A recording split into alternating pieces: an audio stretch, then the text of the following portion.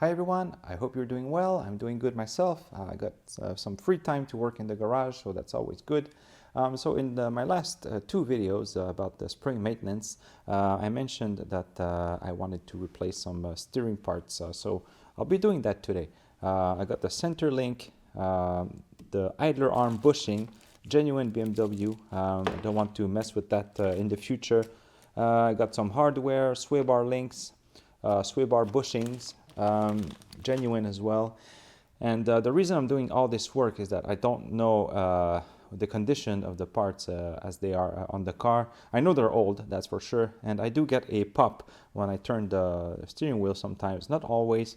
Sometimes the suspension is loaded, sometimes not, so I'm not sure. It might be the U-joint in the steering column, but you know, before disassembling the steering column, I wanted to replace this stuff. It has to be done anyway, so I hope it will take care of the popping noise I hear, but if not, I'll investigate further. But at the moment, this is what I want to do.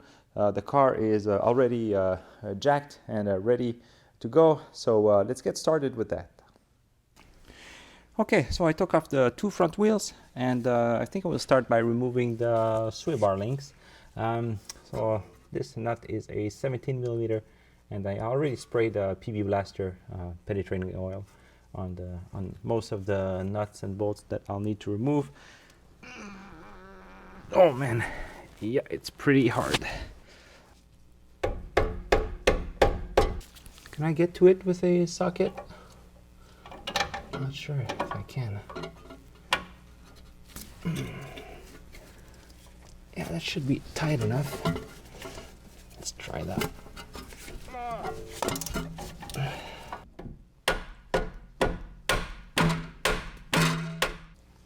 Wow, it's properly stuck. Huh. I'll have to use more creative methods. Yeah, I'm just rounding it. Okay, so we're a few days later. I tried to get my socket onto the 17 millimeter nut, and I just could not get it to seat properly.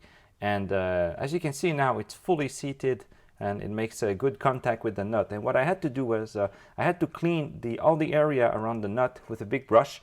And then what I did is I placed my 17 millimeter socket on top of the nut, and then I used a rubber mallet and a long stick to drive the socket onto the nut.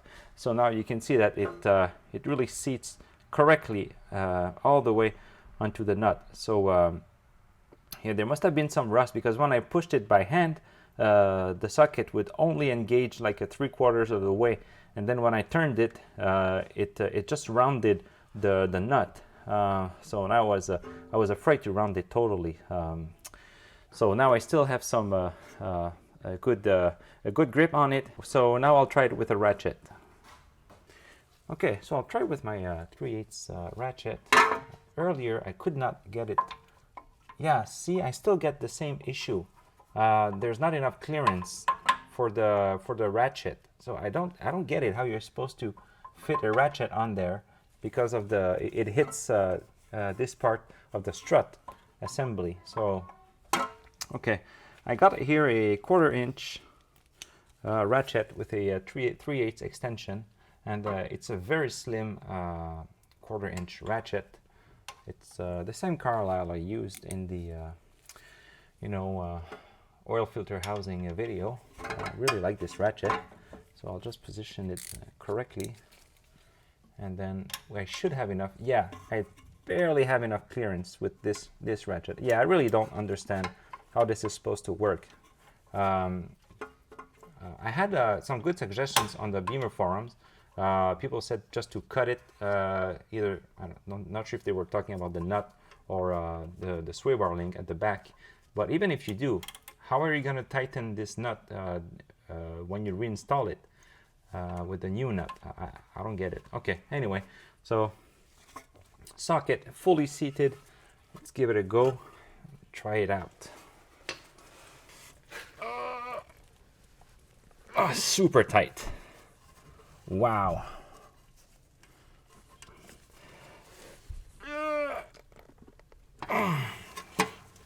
Wow, okay. Okay, I finally got it loose. It was quite an ordeal. So I had to use a cheater bar on my quarter-inch ratchet. I was really afraid to break it. I hope I didn't break it. Yeah, the quarter-inch is the only one I have that fits in this area here next to the strut. So if you want to do this job, make sure your socket is fully seated. Hit it with a big hammer. Make it sit all the way onto the nut, and then try to find a ratchet that fits next to this strut assembly, because you really don't have a lot of room. So now, yeah.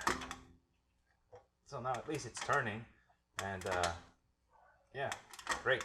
So there's a 16 millimeter wrench that you can use to put behind the sway bar link over here, and then you just here, let me grab my wrench. So yeah, you just grab your wrench and then put it there, put it on the two flat sides over here, and then hold the sway bar link like this, and then you can remove the nut. So there it is, finally. Yeah, the joint is very soft, so yeah, good to replace it.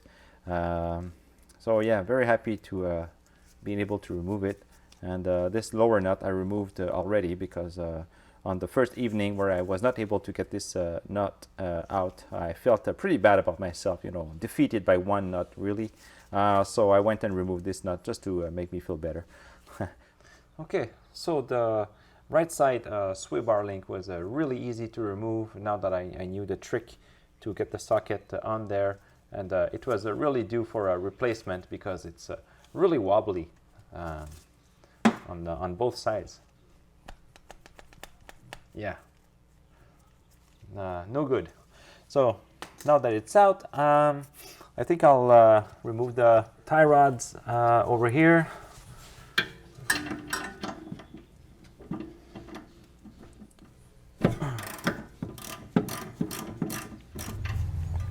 Right. Okay, so now I want to remove this end of the tie rod that goes into the center link, and I will use this kind of tool to get it off. You know, since this is a new part, I want to make sure that I don't damage it. So I'll add some grease over here so you know it slides easily and it doesn't tear it. Hopefully I can manage to reuse it.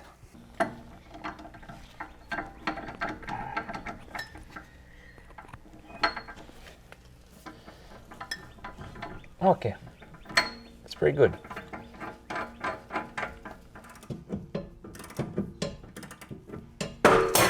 There you go. Perfect. Left side now.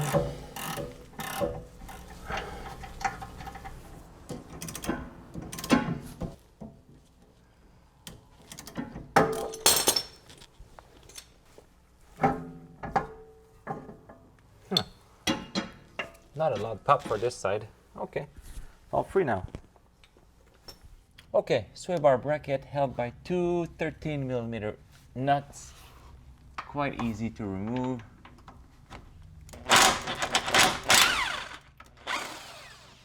I already removed the other side, so the sway bar should drop afterwards.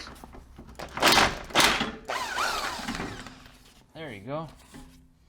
And the bushing, yeah, you can see how elongated it is on this side. And it's the original one from 1991, so yeah, it definitely needs replacing. Okay, now for the pitman arm bolt, 17 millimeter. Oh, I think I got it loose. Well, that was tight.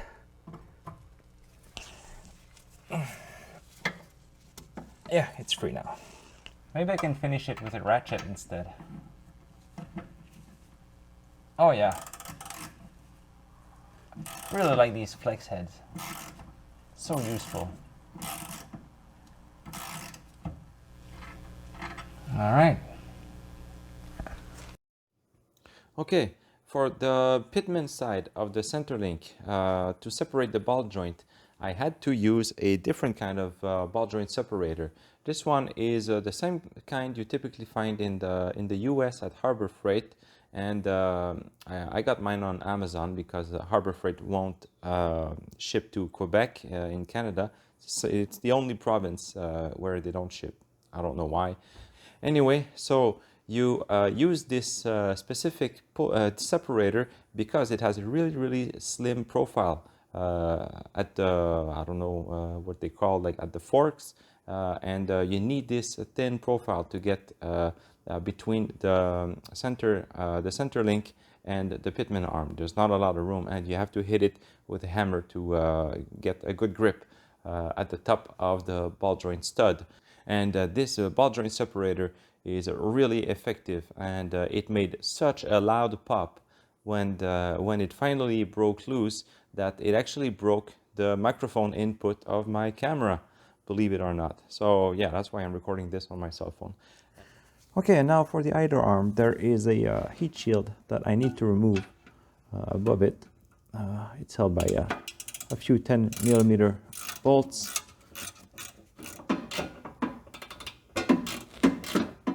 Okay, so it's loose over here. The last bolt to remove the heat shield over here is through this access hole inside the subframe. Okay, so this is the heat shield. Oh, the idler arm is a bit like the pitman arm. There's a 17mm nut on top, and I've got a wrench on it now, so I'll just give it a good whack with a dead blow hammer, and it should free itself pretty easily.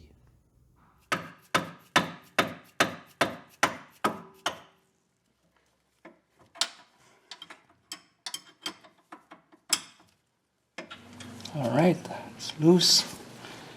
Okay, so I got my ball joint separator on there, and still there's not a lot of room. Same thing as the pitman arm. I really had to hit it with a hammer to get it stable and the forks engaged sufficiently. Even then, I'm not sure if it's enough, but I'll give it a go, and we'll see.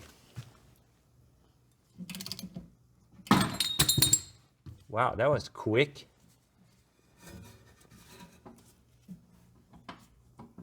Wow. Huh. Well, that was quite efficient. Huh. Took no time at all. Really pleased with that. There you go. Easy. So yeah. Oh yeah, this joint doesn't pivot. I think it's it only rotates on it. I think it's the pitman arm that pivots. Okay. What about the idler arm?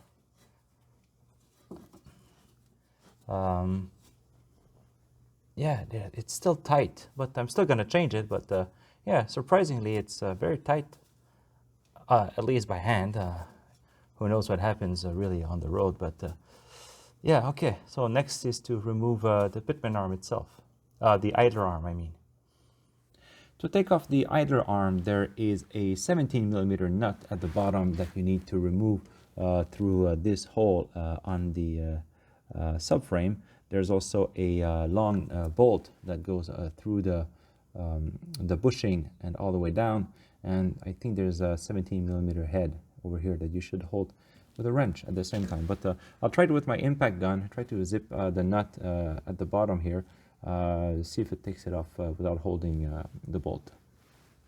So my lazy method of not holding the top of the bolt didn't work. You really have to hold it.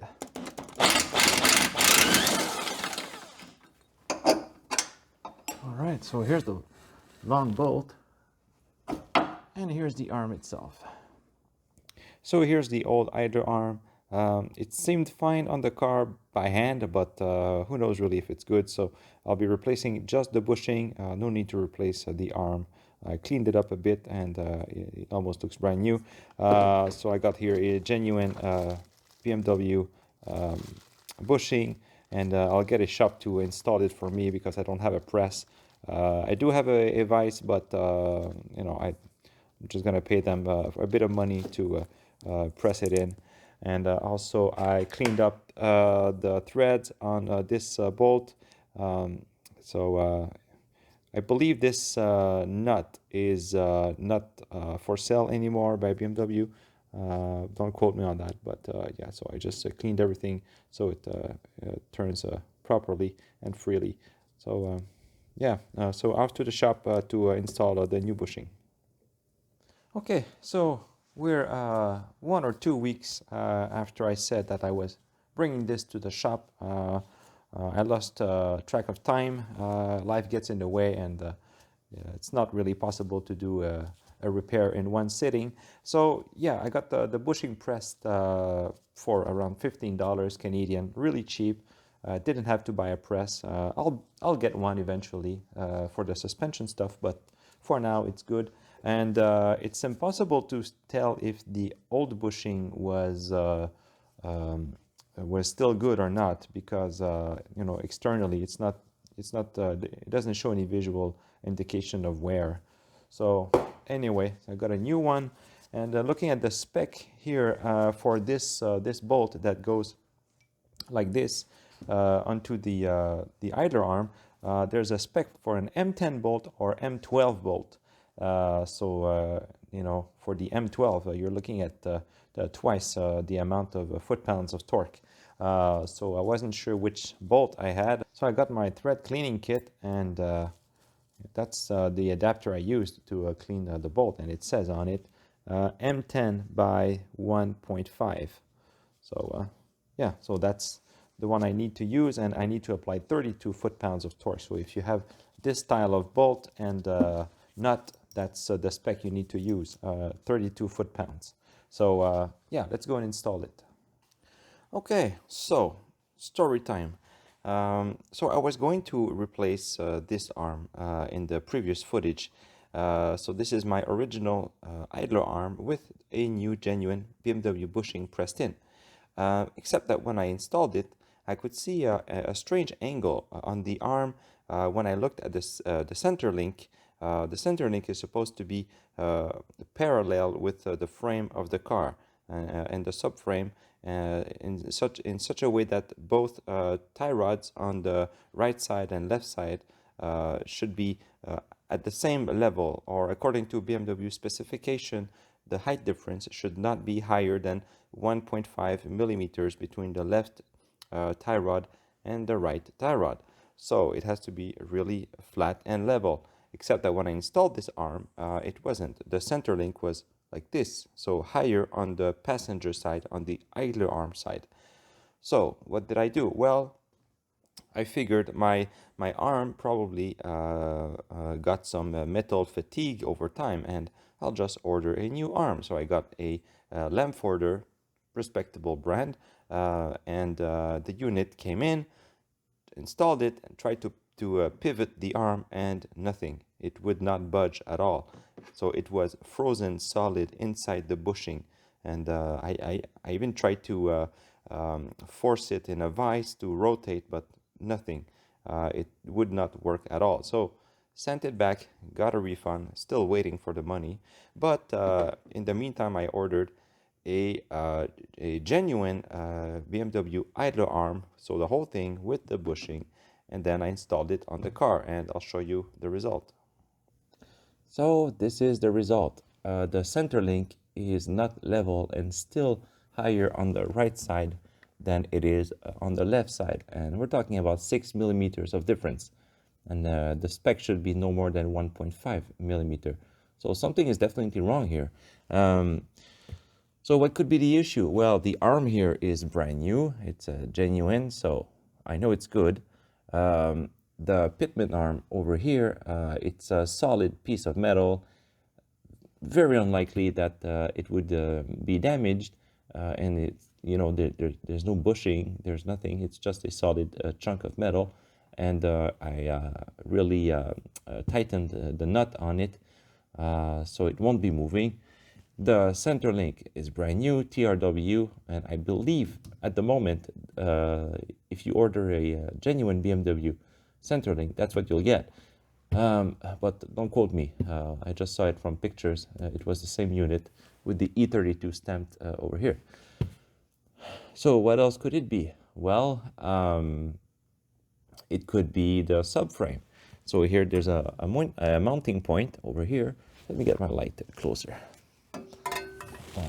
So there's a mounting bracket over here, and it could be damaged. You know, that's a possibility, and that could affect the angle of the arm. What else? Well, at this point, there's not many more options for things to be wrong. So I considered replacing the pitman arm, but you know, what is that going to do? Maybe gain a millimeter if it's really you know, slightly bent due to age, but it's not going to solve the issue. Oh yes, and I just want to mention that I did make sure that the joints are really fully engaged into the center link over here, and that the taper is correctly installed. And also I did play around with the height of the pitman arm on the output shaft of the steering box, and it did not make any difference. Right now I got it set to the highest setting just to try to compensate for the extreme height on the passenger side, but it's not enough. I would need much more adjustment. So only that adjustment is not enough to fix my issue. So what is my other option? Well, to replace the subframe. So yeah, not a fun job, not the end of the world compared to the rear one, but it's involved. You have to support the engine and you know, remove the steering box and things like that, or at least move it out of the way. And then there are 6 bolts that hold this whole thing in place. So yeah, it could be the subframe that is damaged, and it's hard to say that there wasn't any damage or incident in the vehicle history when I bought it. I only had a limited history, but there was nothing of the sort. But I did notice, however, this part. So at the front here, there is a sort of bracket lip thing, and it should make one nice continuous curve like this, but it's bent. So I don't know what happened here, but something did hit it, and there are some welds that are damaged. So if something hit it hard enough to damage the welds, then it could be, we could reason and think that it also went on the subframe and damaged it. Now, that's a possibility, but really hard to say. And you know, could it be the vibration I get on the engine and the chassis when driving the car? Could that be related? Who knows? While we're talking about potential damage, take a look at the original center link. I thought that was interesting. So if you look at it from this angle, do you see the curve in it at the bottom? So for some reason, it's bowed at the bottom here. So something must have happened. Maybe someone hit a large item on the road, or someone tried to jack the car using the center link. But whatever the case, that's not normal. And you know, is it related to my issue? Maybe, maybe not. Hard to say. But I thought that was an interesting piece of evidence. So there's yet another clue that my subframe might be bent. So on top of the idler arm, there is a heat shield, and on my heat shield, there was clearly a mark scribed into the metal, and it was caused by the idler arm rubbing against the heat shield. And the heat shield was actually really straight when I took it off at the first time, and I could not understand why there was a you know, why the idler arm was digging into it. Yeah, so that might be an additional clue. There's another clue that tells me that the mounting bracket of the idler arm could be bad. It's that there is a stopper here on the subframe. It acts really well as a stopper, so that you don't, so that the steering doesn't continue past the intended position. So the idler arm would stop here. But on my car, the idler arm only hits on the upper part of this stopper. So you see, I can put my finger there, and so it barely touches the upper part, while on the pitman arm side, it fully engages on the sort of triangular profile here, and it makes a nice contact. So what could be causing that other than the subframe? Because I know the arm is good, it's brand new. So yeah, that's another clue. Yeah, so if I bring this car to an alignment shop or any shop near me, they'll just laugh at me and quote me like $5,000 to fix it, just to make me go away. There's no one to work on these cars over here, so I'm left on my own. And I got some excellent feedback on BMW forums. These guys are awesome, very knowledgeable, and they steered me correctly towards the subframe. So I think I'll just bite the bullet. I'll order a subframe from, I saw one on eBay from Florida, and it only had some rust, just on the top plate where it meets with the body of the car. So it could be a good option. I don't want to get anything in Quebec because it's just going to be rusty and terrible. So yeah, and I'll also get a new pitman arm, new bolt, new nut, just in case. I really want this thing to be 100% up to BMW specification, because it's we're talking about the steering linkage. It's not a trivial matter. So I want to get this right. I don't want to get any premature wear on this ball joint. So yeah, I need to get this right. I need to take my time. And the unfortunate thing is that I haven't driven the car almost all this year so far, because it's just been sitting on jack stands waiting for parts, fixing some issues and things like that. But it is what it is. If it takes me 1 or 2 months to get it just right, so be it. I'll have a good solid car at the end and know that the job will be done right. So yeah, I'll finish this video. I guess there will be a part 2 with my solution, and hopefully I will make it a bit more exciting, and you'll be able to see the removal of the subframe. Should be interesting, to say the least, and I really hope it fixes my alignment issue. So yeah, thanks for sticking around. Thanks for looking at my videos, subscribing, and again, sorry for the anticlimactic ending. I would really love to just replace this, the sway bar links, idler arm, and get the car back on the road. Done deal. Get to driving, get to change the brakes, but I can't leave this angle alone, and I really have to fix it right. So yeah, thanks for watching, and I will see you in the next part. Bye bye.